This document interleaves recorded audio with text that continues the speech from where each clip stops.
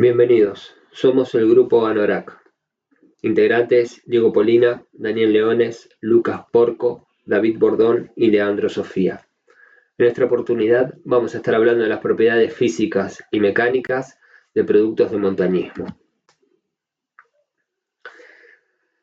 Al caminar con zapatos, el cuerpo humano interactúa con el suelo y el calzado a través de varias fuerzas. Estas fuerzas son esenciales para mantener el equilibrio, la estabilidad y la eficiencia del movimiento. La fuerza de reacción del suelo. Cuando el pie entra en contacto con el suelo ejerce una fuerza hacia arriba que contrarresta la fuerza de gravedad. Esta fuerza es perpendicular a la superficie del suelo. La calorimetría, en el contexto de un zapato, se refiere al estudio y medición del calor generado y transferido dentro del zapato y entre el zapato y el entorno durante su uso. Este estudio es importante para el diseño del calzado, ya que afecta la comodidad térmica del usuario, especialmente en condiciones de ejercicio intenso o climas extremos. Fricción. La fricción entre el pie y el zapato, así como entre el zapato y el suelo, genera calor. Esto es especialmente notable en actividades como correr o caminar largas distancias. Conducción. Es la transferencia del calor a través de los materiales del calzado, suela, plantilla y parte superior, desde el pie hacia el exterior y viceversa. La eficiencia de conducción depende de las propiedades térmicas de los materiales. El calzado experimenta distintos tipos de presión en diferentes partes, influenciadas por la forma en que el pie entra en contacto con el suelo y se mueve a través de la pisada. Estas presiones son importantes para el diseño de calzado ergonómico y cómodo. Uniformidad de la carga. Un buen diseño del calzado busca distribuir la presión uniformemente a lo largo del pie para minimizar puntos de alta presión que puedan causar incomodidad o lesiones. Ajuste y sujeción. La presión sobre el empeine depende de cómo se ajuste el zapato. Un ajuste demasiado apretado puede causar molestias y afectar la circulación, mientras que un ajuste demasiado suelto puede llevar a una inestabilidad y fricción adicional. La dilatación y contracción del caucho es el resultado de cambios en la temperatura. Cuando el caucho se calienta, las moléculas dentro del material ganan energía cinética y comienzan a vibrar más vigorosamente. Esta mayor actividad molecular hace que las cadenas de polímeros en el caucho se separen más, lo que lleva a una expansión o dilatación del material. Las superficies físicas del calzado están diseñadas para cumplir con múltiples funciones que incluyen proporcionar tracción, comodidad, soporte y protección. En este caso se muestran las superficies de agarre, uso y apoyo. La biofísica del pie implica el estudio de las fuerzas y movimientos que actúan sobre el pie humano, así como la respuesta estructural y funcional del pie a estas fuerzas. Durante la marcha, las fuerzas de carga se distribuyen de manera diferente a través de las fases del ciclo de marcha: contacto del talón, apoyo completo y despegue del antepié.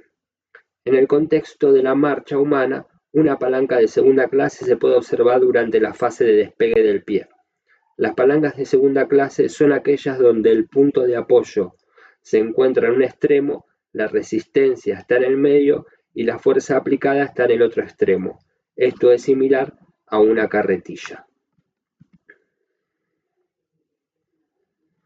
Las propiedades mecánicas. Los esfuerzos estáticos. Se trata de las fuerzas internas que se desarrollan dentro de un cuerpo cuando está sometido a una carga constante o lentamente variable. En este caso tenemos contracción al colocar el calzado, fuerzas de flexión y tracción al caminar. Los esfuerzos dinámicos se refieren a las fuerzas y tensiones que experimenta el calzado debido a las actividades del usuario, como caminar, correr, saltar y los cambios rápidos de dirección.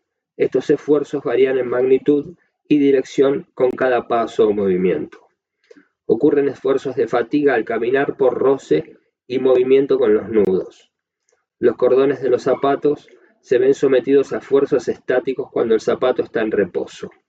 Al atar los cordones se genera una tensión adicional para ajustar y asegurar el zapato al pie. Esta tensión de ajuste introduce una fuerza estática en los cordones. Compresión cuando el usuario los toma para atarlos, y tracción y torsión al atarlos. Estructura de los componentes. Los textiles y la suela tienen una estructura laminar, mientras que el calzado, una vez armado, tiene una estructura volumétrica. El caucho, tanto natural como sintético, es un material ampliamente utilizado en diversas aplicaciones debido a sus propiedades mecánicas únicas. Aquí, una descripción de algunas de las principales propiedades mecánicas del caucho. Alto coeficiente de elasticidad. El caucho puede deformarse considerablemente bajo presión y tensión y volver a su forma original cuando se elimina la fuerza. Resistencia a la tracción. La resistencia a la tracción del caucho varía según el tipo, pero generalmente puede soportar grandes cantidades de tensión antes de romperse. El caucho tiene una buena resistencia al desgardo, lo que significa que no se rasga fácilmente bajo esfuerzo. Resistencia a la abrasión, lo que lo hace adecuado para aplicaciones donde el desgaste es un factor importante. Compresión y recuperación. El caucho puede comprimirse bajo carga y recuperar su forma original una vez que se elimina la carga. Las vinculaciones son permanentes, debido a que solo puede separarse sus componentes si se le destruyen las costuras y pegamentos. Ahora vamos a ver las propiedades físicas, mecánicas y esfuerzos de una mochila de montañismo. Como vemos en la imagen, el centro de gravedad es el punto de un cuerpo en el cual se considera ejercida la fuerza de gravedad que afecta a la masa de dicho cuerpo. En este caso, su centro de gravedad se encuentra donde muestra la imagen. Más abajo se encuentra la carga de mayor peso y, como podemos ver, esta se encuentra en la cintura. Cuando hablamos de contracción, nos referimos a la reducción de las dimensiones de una tela después de un lavado o secado, pero en este caso sería a la exposición a altas temperaturas. En la calorimetría, el primer principio de este nos dice que cuando dos o más cuerpos con temperaturas diferentes son puestos en contactos, ellos cambian e intercambian calor entre sí, hasta que alcanzan el equilibrio térmico. Esto es exactamente lo que pasa entre la tela de la mochila y el usuario cuando este último utiliza el producto. En la electrostática, este fenómeno ocurre cuando diferentes materiales entran en contacto y se separan, como es nuestra ropa y la piel, lo cual facilita el traspaso de electrones de un material a otro. Este intercambio genera una diferencia de carga entre nuestro cuerpo y objetos a nuestro alrededor. En los esfuerzos estáticos y dinámicos podemos observar cómo estos afectan a los clips de broches, a los tiradores y su sistema de cierre, al igual que a su material textil. Y en los aspectos mecánicos se sigue haciendo hincapié en los posibles fallos del material. En cuanto a las propiedades de los mismos, el textil es resistente, elástico e impermeable, y el plástico ABC de los clips es rígido, duradero y resistente. Pero con el uso de la mochila y el paso del tiempo, no existe material que resista los esfuerzos antes mencionados. En este panel vamos a hablar de las propiedades físicas del termo, empezando por el sistema físico-químico. El termo se considera un sistema aislado, ya que justamente su único propósito es el de no intercambiar materia ni energía con el entorno o ámbito. Ahora, cuando utilizamos la tapa como vaso, este se considera un sistema abierto, ya que sí existe una transferencia de materia y energía con el entorno. En el ámbito del montañismo, el termo se encuentra suspendido sobre su tira o correa, que van sujetados de la mochila o, muy pocas veces, en la muñeca del usuario.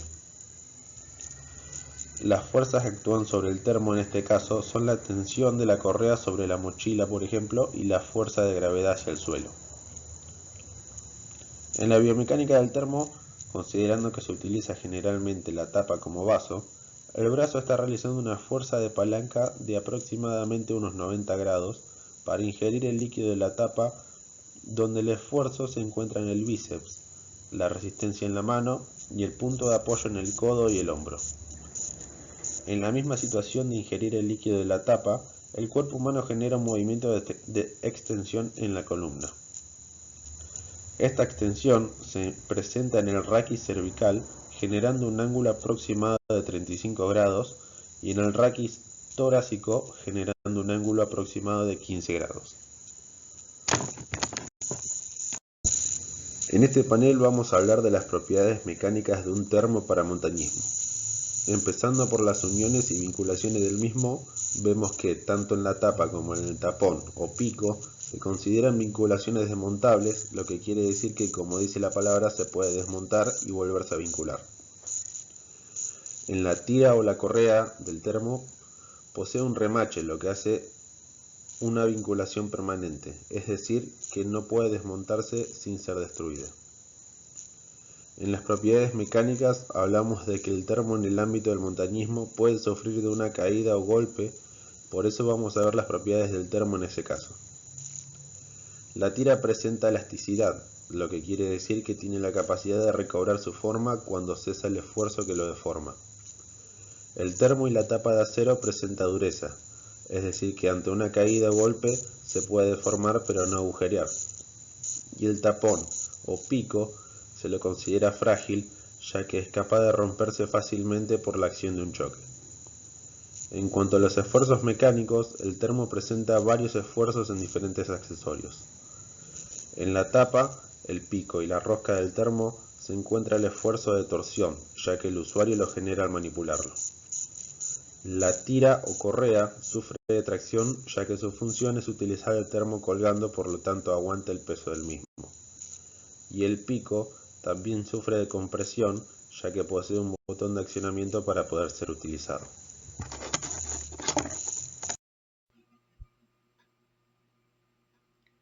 Propiedades físicas y mecánicas del piolet de travesía de alta montaña. Dentro de las propiedades dinámicas tenemos el peso, que es de aproximadamente 500 gramos. En cuanto a la densidad, al ser un producto compuesto por un 40% de aluminio y un 60% de acero, sus densidades son 2,7 gramos por centímetro cúbico y 7,8 gramos por centímetro cúbico respectivamente.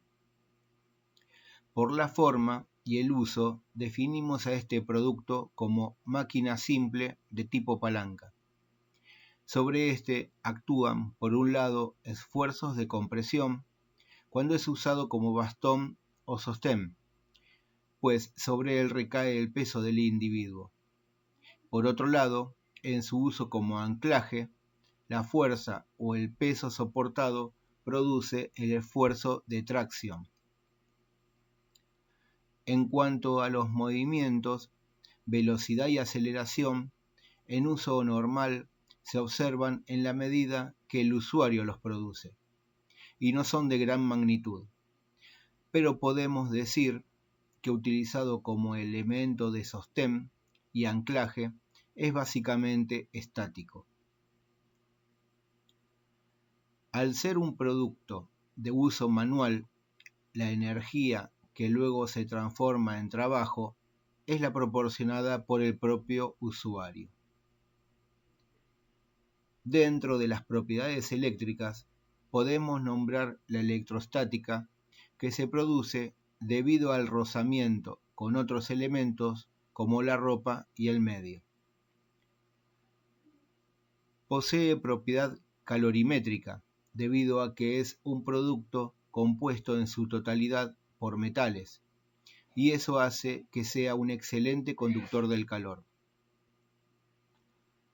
El cambio de estado no se produce a temperatura ambiente, pero sí sufre dilatación y contracción, las cuales se producen debido al uso en zonas de baja temperatura y luego el guardado a temperatura ambiente.